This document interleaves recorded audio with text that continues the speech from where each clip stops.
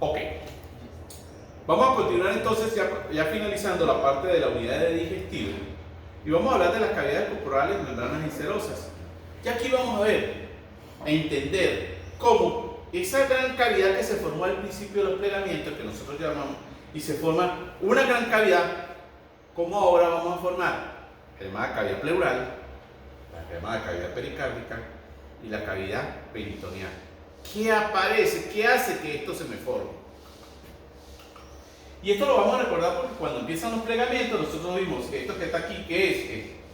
Este que está en color amarillo, representa el endodermo del saco vitelino. Cuando se producen los plegamientos, entonces nosotros vemos cómo eso se empieza a incorporar y después de los plegamientos, cuando se cierra esa pared, nosotros vemos cómo se está formando un tubo digestivo primitivo, que ya lo desarrollamos a plenitud, y que tiene por detrás algo que lo conecta, un meso dorsal porque está atrás y un meso ventral porque está por delante.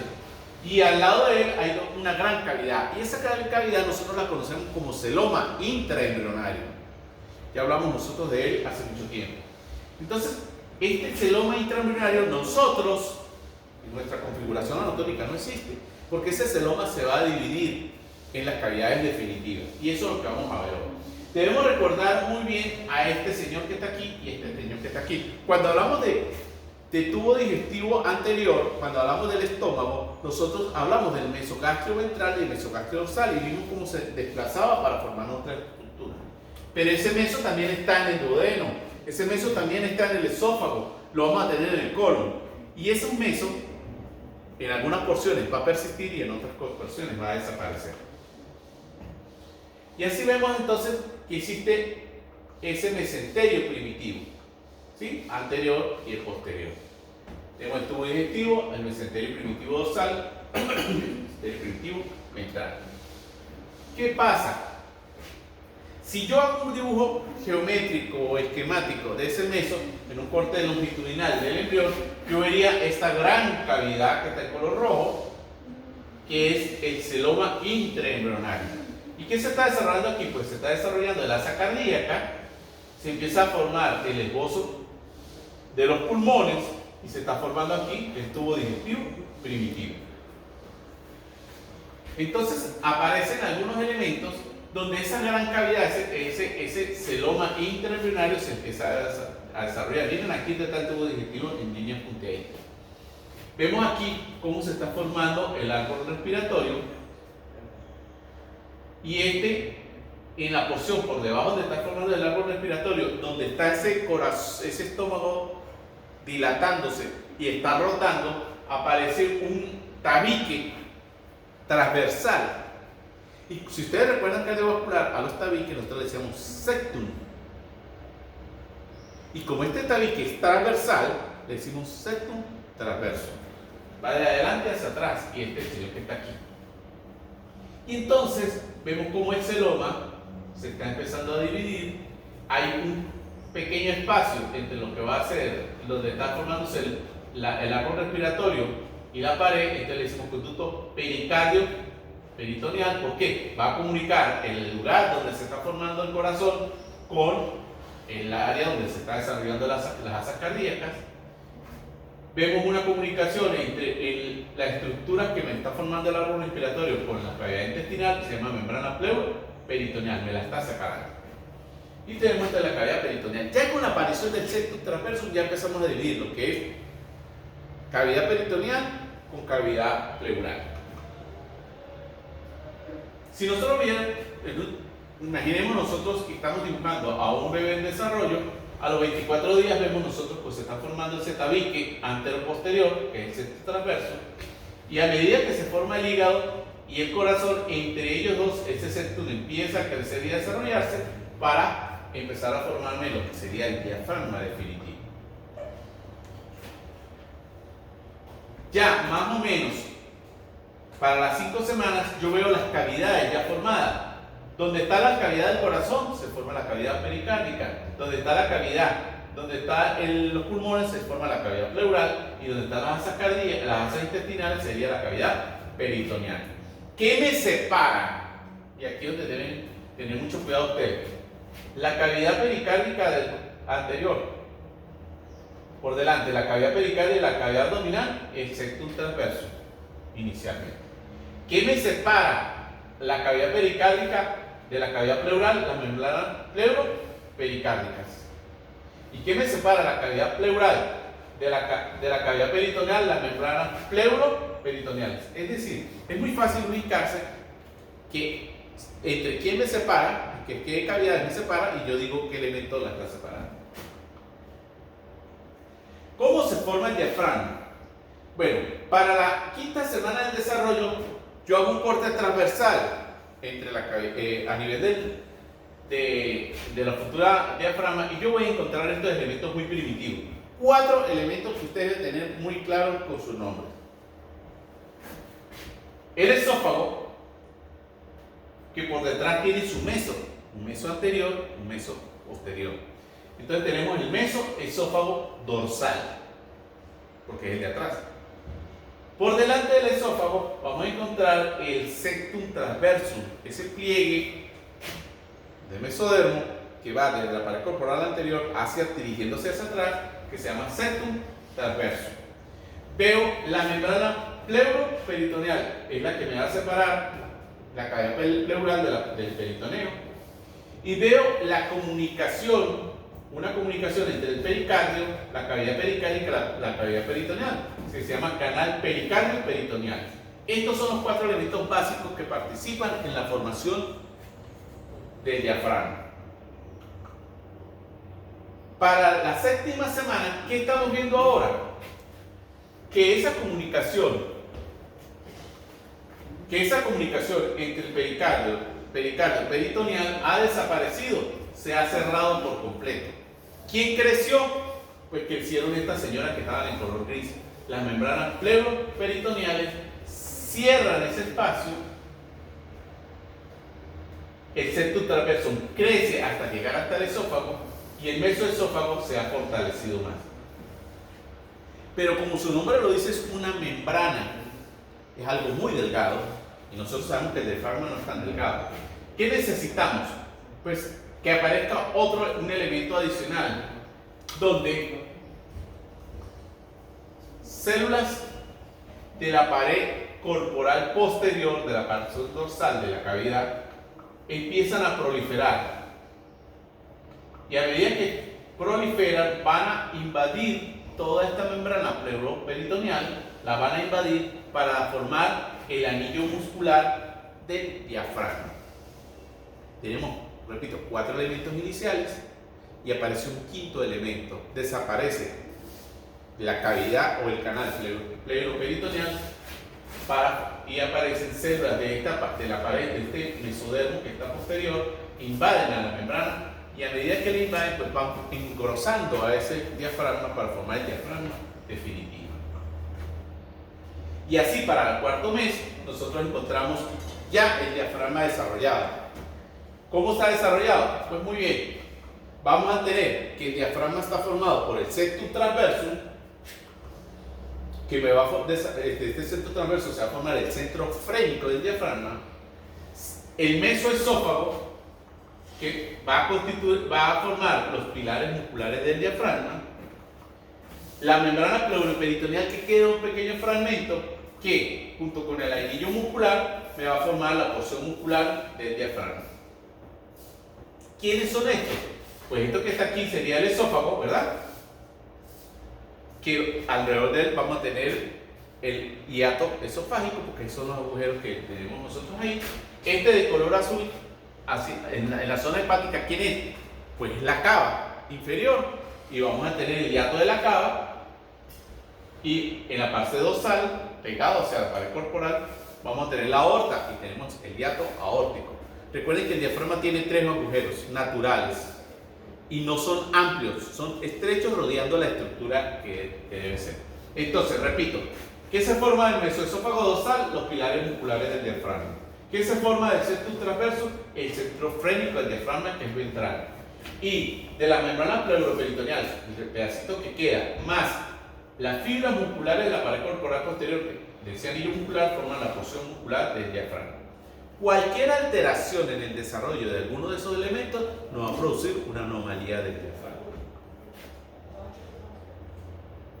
Aquí vamos a ver, casi que son las mismas imágenes, pero un corte un poquito más superior, donde estamos viendo este elemento que está aquí, que ustedes conocen muy bien en la lámina microscópica. Este es el esbozo, el corte a nivel de el corazón, donde estamos viendo los ventrículos. Yo aquí veo los esbozos de los pulmones, yo veo el canal pericardio peritoneal, porque me está comunicando la cavidad peritoneal con la cavidad pericárdica. Estoy viendo la pleura parietal, el pliegue pleuropericárdico. ¿Qué está pasando aquí? Que este señor que está aquí, con este señor que está aquí, se empiezan a acercar. Se acercan buscando encontrarse uno con el otro. Y a medida que se acercan, van a dividir la cavidad pleural de la cavidad pericárdica para formar un tabique pericardio, pleuropericárdico. Y me va a separar las dos cavidades. Esto se llama entonces membrana pleuropericárdica. Y aquí, ya para más o menos la 12ª semana, ya vemos nosotros separados la cavidad pericárdica, el corazón con su pleura parietal y su pleura visceral. Vemos la cavidad pleural, aquí está el esbozo de los pulmones, la cavidad pleural con su pleura parietal y su pleura visceral. ¿Y quién separa las dos? La membrana pleuropericárdica.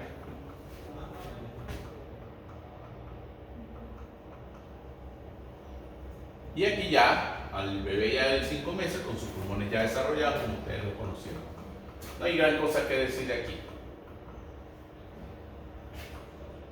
Este meso primitivo, ya nosotros vimos que el mesoesófago participaba formando el diafragma, se modifica. Recordemos que cuando formamos el estómago hablamos del mesogastrio, mesogastrio ventral y el mesogastrio dorsal. El mesogastrio ventral, cuando se formaba el esbozo del estómago, entonces el mesogastrio dorsal ventral se modificaba para formar entonces el epiplón menor y el ligamento falciforme. Tenemos el meso duodeno, el meso del yeyuno ilio, llamamos mesenterio propiamente dicho, el mesocolon transverso, mesocolon ascendente, mesocolon descendente y el meso sigmoide. ¿Qué va a pasar con cada uno de ellos? Esto es lo que vamos a ver ahorita. ¿Qué pasa con el mesogastrio? No vamos a entrar en mucho detalle porque lo vimos muy bien en la clase anterior, pero el mesogastrio ventral, cuando aparece el hígado, entonces ese mesogastrio ventral se va a separar y va a formar entonces el epiplón menor y el ligamento falciforme. Yo les invito a que hagan un cuadro donde coloquen el meso primitivo y el derivado definitivo. Por ejemplo, mesogastrio ventral, ligamento, el epiplón menor y el epiplón y ligamento falciforme. El mesogastrio dorsal, ¿qué va a formar? Va a formar entonces el epiplón mayor. Aquí estamos viendo cómo el dorsal, el mesogastrio dorsal, se va prolongando con la rotación del estómago, se va estirando y se estira tanto que empieza a colgar y cuelga como un delantal. Y ese delantal se ubica por delante de las asas intestinales, protegiéndolo, formando el epiplón mayor. Pero inicialmente,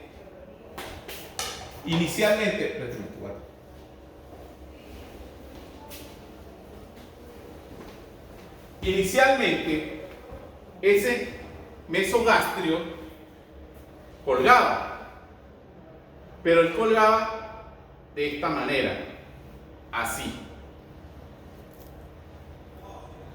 Está aquí, este es el mesogastrio. Vamos a recorrerlo todo.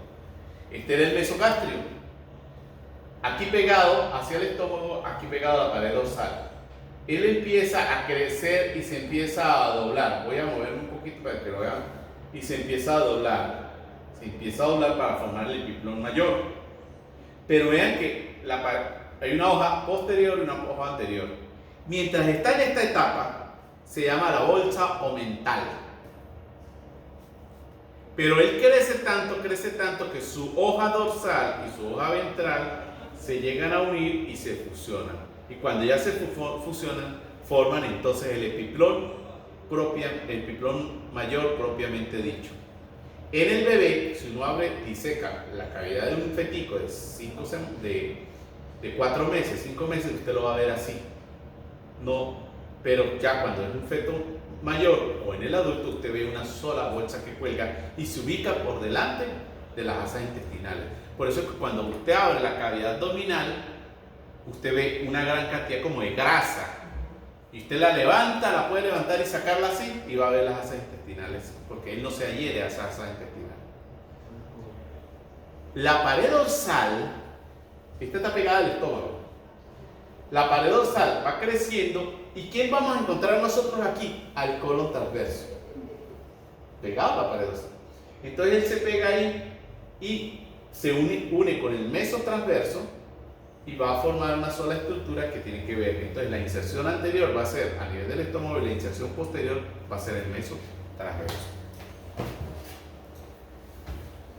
Y aquí lo vemos, entonces cómo va insertándose, se va desplazando, vemos el hígado del estómago, el epiplón menor, aquí tenemos el ligamento falciforme y vemos aquí cómo se está desarrollando entonces es este. ¿Qué queda entre el epiplón menor y el epiplón mayor? La transcavidad de los epiplones. Ese epiplón mayor pues atrapa en su interior a ese páncreas que estaba rotando y se estaba desarrollando y queda atrapado ahí. Hay un detalle que usted debe tener en cuenta, es que en el grosor de ese epiplón, células mesenquimáticas empiezan a especializarse, se transforman y van a formar el bazo. ¿Ok? ¿Por qué lo digo de esa, lo pronuncio de manera? Para que ustedes tengan claro que se escribe con Z, bazo. Y aquí tenemos nosotros cómo se forma el bazo.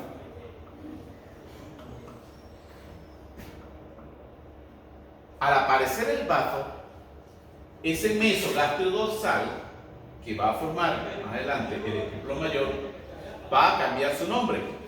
Y el elemento que está entre el estómago y el bazo se llama ligamento gastroesplénico. Y el segmento que está entre el vaso y el páncreas se va a llamar ligamento esplenopancreático. ¿Pero de dónde vienen ellos dos? Del mesogastrio dorsal. Se forma la especie del mesogastrio dorsal. Solo que lo estamos como complicando un poquito. Aquí vemos nosotros lo que yo le explicaba con la bata en la mano. Cómo ese mesogastrio dorsal se dobla para insertarse aquí atrás en la pared corporal posterior. ¿Qué hizo? Empujó a estos elementos a pegarse a la pared. ¿Quién está aquí? El transverso, ¿verdad? Y aquí tiene el mesocolon transverso posterior, dorsal, el mesodorsal. Y aquí vemos que no está funcionada las dos hojas. Mientras no esté funcionada, nosotros lo vamos a llamar la bolsa omental.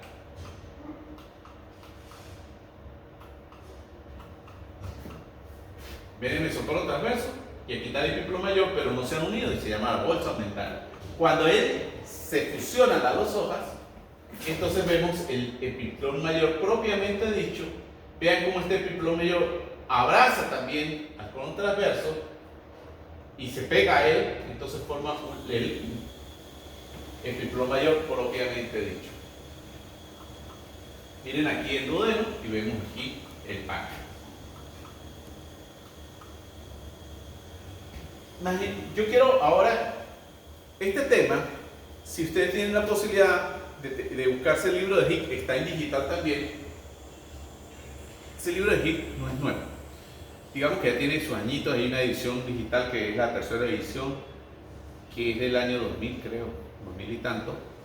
Pero es el libro de embriología que explica de manera más fácil, sencilla y completa estos elementos que son la de las cavidades corporales de membrana serosa. Búsquenlo, que digestivo ahí está, todo digestivo está bellísimo. Y esta imagen es de ahí. Imaginemos un corte transversal. ¿Quién tenemos nosotros aquí? Mesoduodeno. Y aquí tenemos el mesoduodeno dorsal. ¿Quién es este? El esbozo pancreático dorsal. Cuando el estómago rota hacia la derecha, va desplazándose. Y estos que están aquí son los esbozos del riñón. Y sigue desplazándose y a lo que se desplaza por completo 90 grados pega el páncreas a la pared dorsal posterior y el duodeno se pega a la pared dorsal posterior. Por eso es que ellos son retroperitoneales, porque queda por detrás de la estructura. Aquí lo vemos también como entonces hay unos elementos que a ustedes no se les piden.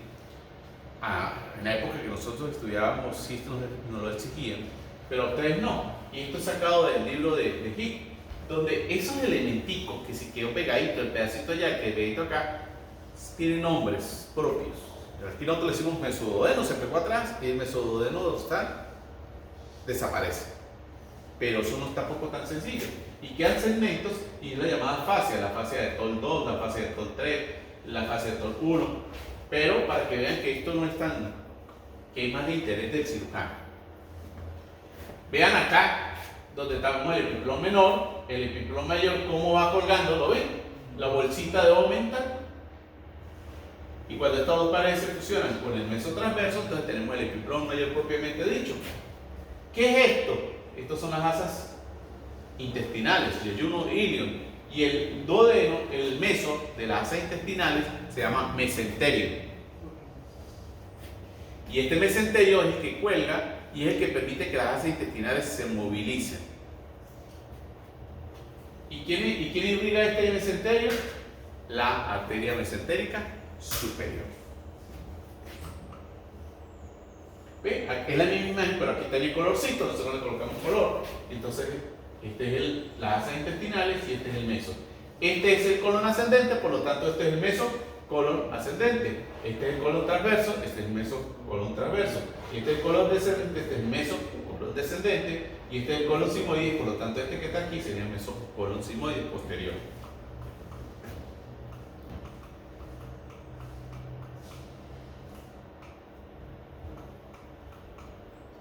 Aquí lo vemos ya en manera definitiva formándose la bolsa de Omental, donde el mesenterio tiene forma de abanico y el eje de ese abanico es la arteria mesentérica. Cuando ya todas las estructuras sufren todos los cambios y adquieren su posición anatómica definitiva, nosotros tendríamos esto. Hay unos mesos que persisten y otros mesos que desaparecen. Entonces, si ustedes se dan cuenta, en las asas intestinales, el meso ventral desaparece. El meso ventral desaparece. Persiste el meso, casi en su mayoría, el meso dorsal. ¿Cuál persiste? ¿Quién es este? El mesenterio propiamente dicho. ¿Quién es este? El mesocolon transverso. En el colon ascendente y en el colon descendente no persiste. ¿Por qué? Porque él, como se pega a la pared posterior, ese se resuelve y queda hacia atrás. ¿Y cuál otro persiste? El mesocolon sigmoides. Viendo el dibujito. ¿Ven? Entonces, por supuesto, ¿el mesogastro ventral desaparece? No. Recuerden que el mesogastro ventral se va a transformar en el epiplón menor y el ligamento falciforme. ¿Qué pasa con el mesogastro dorsal? Va a formar el epiplón mayor.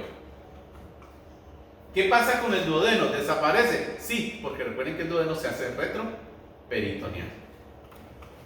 Si nosotros recordamos esos elementos anatómicos, nosotros podemos contestar fácilmente las preguntas que nos pueden hacer. Y este es el mismo dibujito que habíamos visto allá, pero sin color.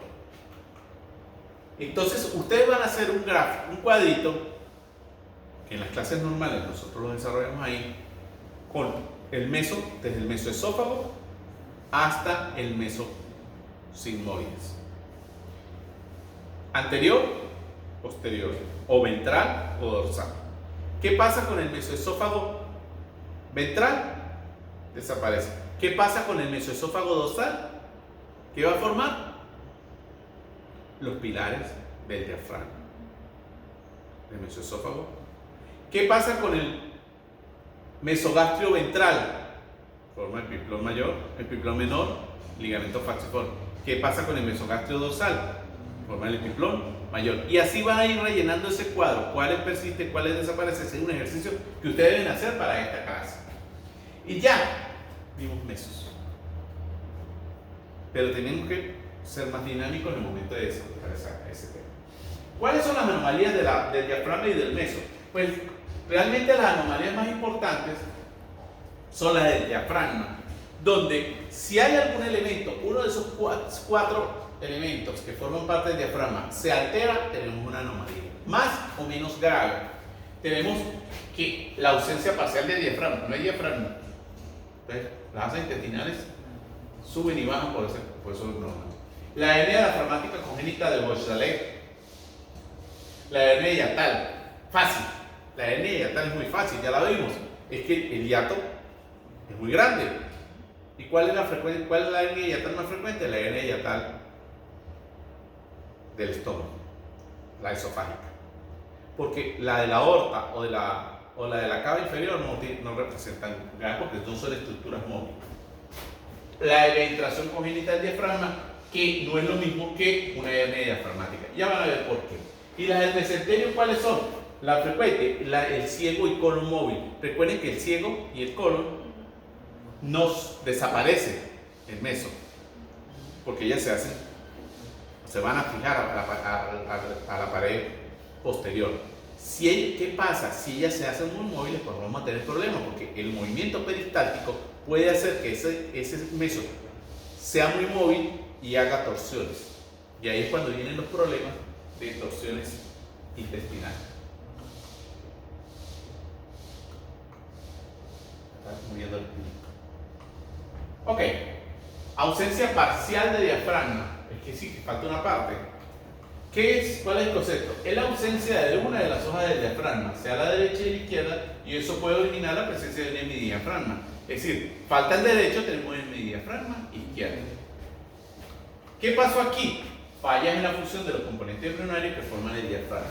Dependiendo del sector, pues vemos que falló uno de los elementos. En este dibujito del Atlas de Adam, nosotros vemos que este es el diafragma y aquí vamos a identificar los diferentes elementos. Miren, vemos que hay un agujero detrás del esternón. Eso se llama hernia diafragmática de Montgomery. ¿Qué faltó ahí? Falló el septum transverso. Falla ahí. Un pedacito de septum transverso es muy raro. Identificarlo. O sea, el problema es que muchos de estos hallazgos son post-mortem. ¿Por qué? Porque ninguna estructura pues, se mete ahí. Porque ¿quién tenemos nosotros aquí? Al hígado. Y el hígado es un gran tapón. Tenemos aquí la ausencia congénita de diafragma. Aquí falta este pedazo completo de diafragma.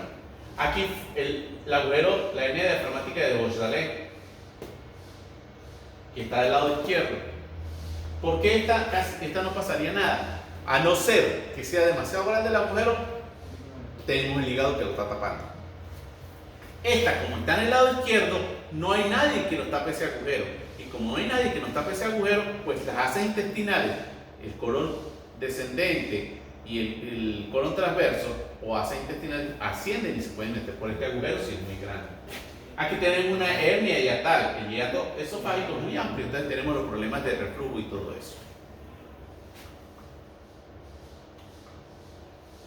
Este es un concepto general para hernia. Hernia diafragmática congénita es un defecto congénito que consiste en un orificio anormal en el diafragma que permite que algunos de los órganos que normalmente se encuentran en el abdomen se desplacen hacia la cavidad torácica. ¿Por qué es hacia la cavidad torácica y no de la cavidad torácica hacia el abdomen? Por cuestiones de presión. Primero, hay mayor presión aquí y una compresión que yo haga, este tejido blando, aumento la presión y puedo hacer ascender. En cambio, yo hago presión sobre la cavidad torácica y como tiene hueso, me lo protege. Y segundo, las estructuras de la cavidad torácica están fijas. No son tan móviles como la de la cavidad abdominal. Entonces, ¿qué tenemos nosotros aquí como hernia diafragmática? Que la hernia diafragmática tiene una incidencia de 1 en 2000 a 1 en 5000 nacidos vivos.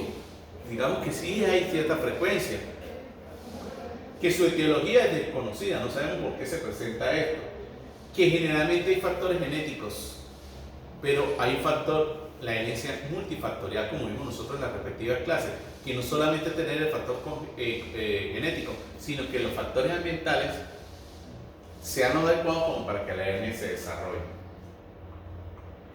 Y si se ha encontrado que hay aumenta la incidencia cuando el bebé tiene o trisomía 18, o trisomía 21 o trisomía 23, pues hay un factor genético predisponente. Y el 30% de los casos se presentan con muerte intrauterina. Ya lo vamos a ver una foto de un casito.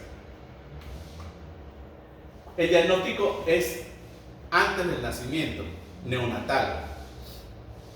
Vuelvo a insistir lo que les he dicho en algunas clases a ustedes, es que muchas veces no es el equipo, sino quién está detrás del equipo lo que determina la calidad del diagnóstico. Usted puede tener el equipo más sofisticado del mundo, pero si usted no sabe interpretar las imágenes que ese equipo le da, no va a diagnosticar las evento.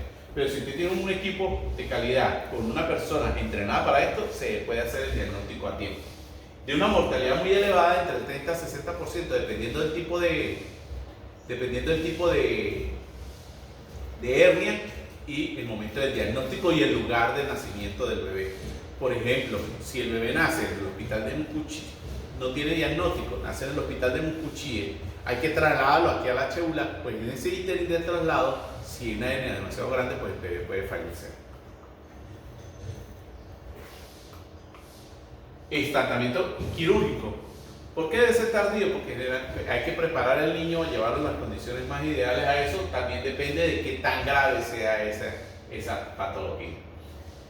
Porque deben ceder la hipertensión pulmonar y la circulación fetal persistente. Porque esto no aparece solo. Recuerden que yo siempre les he dicho, las anomalías no son tan fáciles. Que la hernia diafragmática es una comunicación amplia que existe entre la cavidad peritoneal y la cavidad pleural a lo largo de la pared posterior, de tal manera que las vísceras abdominales entran en la cavidad pleural. Falta de formación de una o ambas membranas pleuroperitoneales. Por lo tanto, quedan abiertos canales pericales y peritoneales. Se recuerdan que las membranas pleuroperitoneales eran las que iban a cerrar la porción posterior del diafragma, forman parte de la pared posterior del diafragma. Posteriormente, células del mesénquima de la pared corporal invaden a esas membranas para formar la porción muscular del diafragma. Entonces, si ellas no existen, pues vamos a tener problemas ahí. ¿Cuáles son de ese tipo? El defecto posterolateral o de hernia diafragmática de Beauchalet, la hernia retroesternal o de Morgagni, la hernia hiatal y la eventración. Aquí lo tenemos. Si el defecto está aquí, retroesternal es Morgagni. Si es falta de que hay membrana pleuroperitoneal, tenemos la de Beauchalet. Si el hiato esofágico es muy amplio, entonces tenemos una hernia hiatal. ¿Y cuál es la eventración? La eventración es que tenemos las membranas pleuroperitoneales, pero no hay células del mesénquima de la pared corporal posterior que invadan a esta membrana, y si no la invaden, pues tenemos que no hay la porción muscular del diafragma. Entonces tenemos una membrana que es muy flexible, y entonces se lo llamamos eventración. Ya lo vamos a ver más detalle. La más frecuente o la más diagnosticada es la hernia diafragmática Beauchalet, porque el niño puede nace vivo con todas sus complicaciones, y entonces se trata más. Esta hernia consiste en un orificio en el lado izquierdo del diafragma. ¿Por qué ¿Por qué no el lado derecho? Porque si está en el lado derecho no se diagnostica porque tenemos el hígado ahí. Generalmente el estómago y el intestino se desplazan y ascienden hacia la cavidad torácica.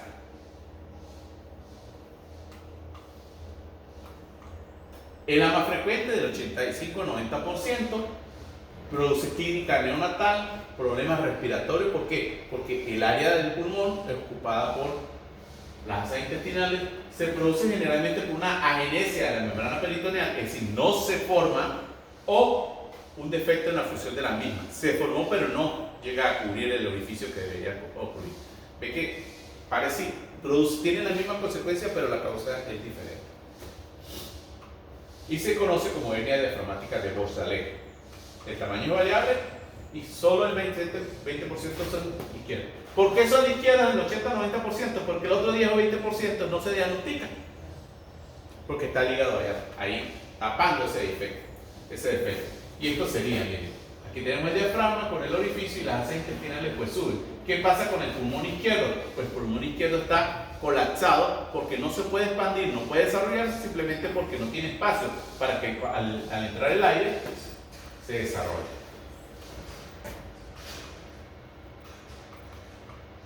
Este es un dibujo donde nos está mostrando, y vean cómo el corazón, que debería estar aquí en esta zona del lado izquierdo, se ve desplazado hacia la derecha. ¿Qué pasa con el pulmón derecho? Pues que está apretado y no puede expandirse, y entonces el bebé tiene dificultad respiratoria. Cuando le toman la radiografía, ese bebé, pensando en un proceso, una neumonía o algo así, pues encuentra que todas las asas intestinales, hay asas intestinales en la cavidad torácica. Este es una fotografía de una pieza anatómica, y miren cómo el hígado está, y miren las asas intestinales ocupando toda la cavidad torácica. Esta sería la radiografía de un bebé. Miren cómo el pulmón está casi que colapsado, y el lado izquierdo no hay aire, son las asas intestinales que están aquí. Aquí lo vemos también. Radiografías de asas intestinales en la cavidad torácica. Y este es un fetico que llegó acá, que llegó hace unos años para hacerle el informe anatómico. Y cuando yo lo abro para hacer por qué sería la causa de la muerte, la anomalía que encontré fue que se ven asas intestinales, tal como lo escriben los libros, aquí no inventaron nada. Asas intestinales, estas son las asas intestinales del corazón. Miren las asas intestinales